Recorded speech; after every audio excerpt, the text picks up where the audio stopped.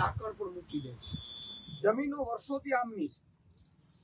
એક સમય એવો હતો કે જે વચ્ચે રસ્તો હતો, કોઈ પ્રાઇવેટ ટ્રેન નીકળી હતી, એમના બાપ દાદાના મિત્રોના કારણે એને જવું હતું ને પાતા હતા. પછી તો ટ્રેન બંધ કરીને પછી પોતાની જમીન પોતાને બધાને આપી દીધી. એ જમીન છે વર્ષોથી ચાલે છે. પણ એક કંપનીને એવું લાગ્યું કે અમારે ભાઈ,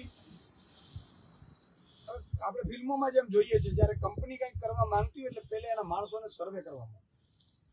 સર્વે કરી આવે એટલે એ નેતાઓને મળે, નેતાઓ અધિકારીઓને બોલાવે.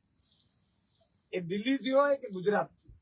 આપણે ગુજરાતમાં તો અત્યારે એટલી દાદાગીરી ચાલે છે, નેતા અધિકારીઓની મિલીભગત, ઉદ્યોગપતિ. સરકાર જ ઉદ્યોગપતિઓની છે, આપણે તો ખાલી કહેવા પૂરતા છીએ. ભાજપના નેતાઓ પણ ત્યાં સુધી જ હિંમતવાન છે કે જ્યાં સુધી એ કોઈ બીજાની સામે બોલે તો એને ઘરમાં પૂરી દે. એવી આ સરકાર ઉદ્યોગપતિની છે. એ નક્કી કરે અને પછી એમાંથી રાતોરાત નકશાએ બદલી જાય, 7/8 બદલી જાય, રસ્તાઓ આવી જાય, જૂનવાણી રસ્તાઓ આવી જાય, ખરાબાઓ આવી જાય. એવું જ કંઈક હર્ષદપુરમાં થયું છે. આ લોકો 4 દિવસથી બેઠા છે. માતા બેન દીકરીઓ પણ બેઠી છે, આપ જોઈ શકો.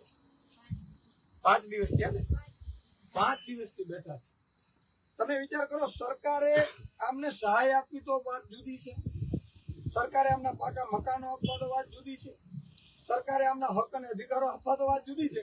જે બાપ દાદાએ આપેલી જમીનો છે ને, એ છીનવવા માટે આવી છે. અને સરકાર નથી છીનવતી. મેં સાંભળ્યું છે કે કોઈ કંપની અહીંથી રેલવે કાઢવી છે, જેટી પડે છે એટલે માલ સામાન.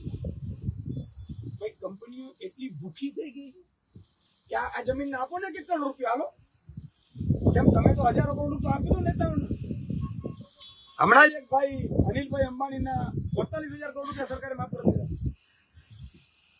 સરકાર એની છે, એ એના છે. આ એસઆર વાળા હું ભૂખે મરે છે. આ એસઆર કઈ નીકળે છે ટ્રેન.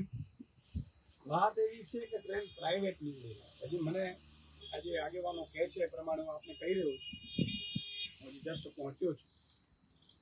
પણ પીડા એ વાતની છે કે આ 4 ગામ ઉપર હંમેશા ભાજપ જીત. મુખ્યમંત્રીશ્રીને કેવું છે કે તમે એટલા પણ નિમ્ન કક્ષા નથી. અમારે કઈ જોતું નથી ભાઈ, અત્યારે કોઈ ચૂંટણી નથી આવતી, પણ ભાજપના નેતાઓ પણ અહીંયા પુકારતા નથી. તમે જે લોકોએ તમને મોટા કર્યા એમને જ કાપવાનું કામ કરો. એટલી તો શરમ રાખો. એક ઘર ડાકણ પણ મૂકી દે છે.